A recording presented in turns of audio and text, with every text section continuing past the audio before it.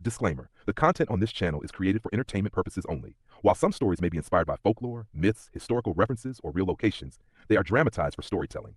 The channel, its creators, and associates are not responsible for how viewers interpret or react to the information presented in these videos. This channel is intended for mature audiences who enjoy horror and suspense content. Please note that some visuals, sounds, or themes may not be suitable for children, sensitive viewers, or those who may find such material disturbing. The channel and its creators will not be held liable for any psychological impact, fear, or discomfort experienced by viewers. श्रापित हवेली का रहस्य। कई महीनों बीत चुके थे उस अमावस्या की रात को जब लबुबू डॉल को हवन में जलाया गया था। रोहन, नेहा और रिया तीनों ने सोचा था कि अब भयावह अध्याय खत्म हो गया, पर असली डर तो अभी शुरू भी नहीं हुआ था। रिया अब बिल्कुल बदल चुकी थी। पहले की हंसमुख बच्ची अब दिन भर चुप रहती, किसी से बात नहीं करती। वो बस खिड़की के बाहर घंटों देखती रहती, जैसे कोई उसे बुला रहा हो। धीरे धीरे आवाज आती है, रिया, कम बैक। मम्मी, वो फिर से बुला रही है। कौन बुला रहा है बेटा? लैबुबू, वो कह रही है उसका घर अधूरा है। वो मुझसे नाराज है। नेहा के हाथ पैर ठंडे पड़ जाते हैं। वो घबराकर रोहन को बुलाती है। नेहा और रोहन अब उस गुड़िया के नाम से भी कांपते थे।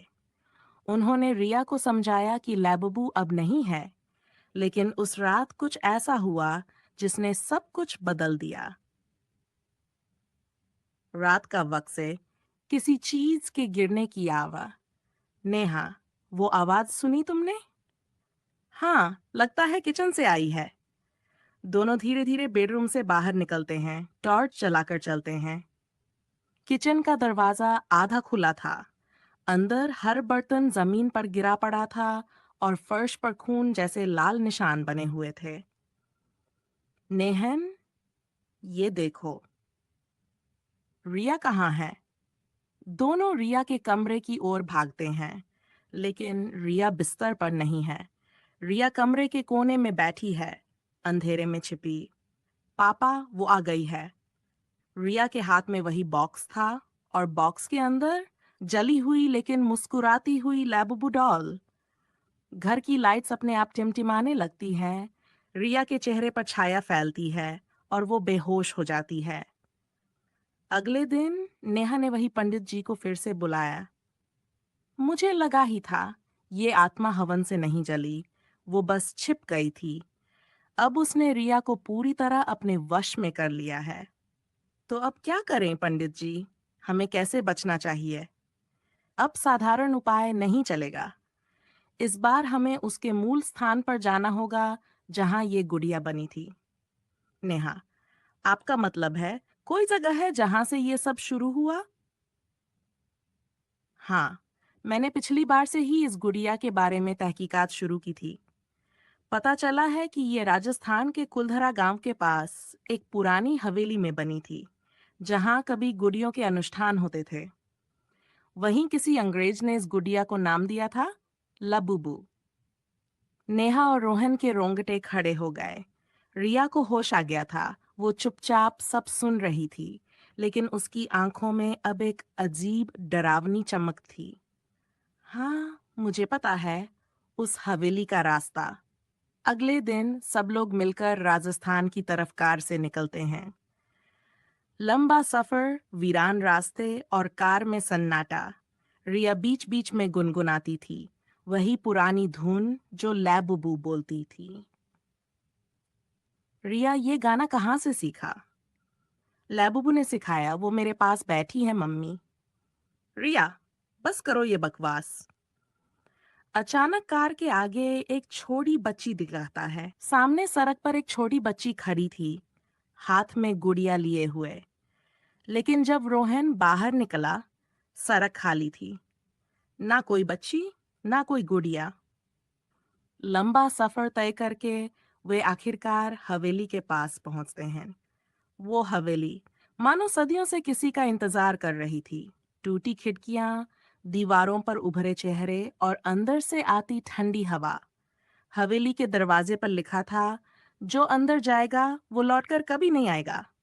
रोहन, ये जगह कुछ ठीक नहीं लग रही। रिया, यही लैबू का घर है मम्मी। पंडित जी, जो कुछ भी करना है जल्दी करें। हमें यहाँ ज्यादा देर नहीं रहना चाहिए। हाँ, चलो अंदर चलते हैं। सब अंदर जाते हैं। दीवार पर पुराने गुड़ियों की आकृतियां दिए बुझते बुझते जलते हैं। अंदर एक बड़ा कमरा था। बीच में एक गोल मंच जहां पुराने समय में आत्मा संवाद अनुष्ठान होते थे। रिया, मुझे यहाँ अच्छा लग रहा है।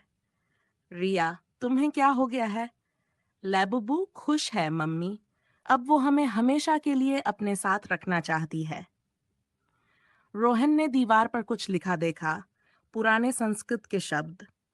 वो कुछ इस तरह था, जो अपने बच्चे की आत्मा से खेलता है, वो मृत्यु से पहले अपनी परछाई खो देगा। इसका मतलब क्या है?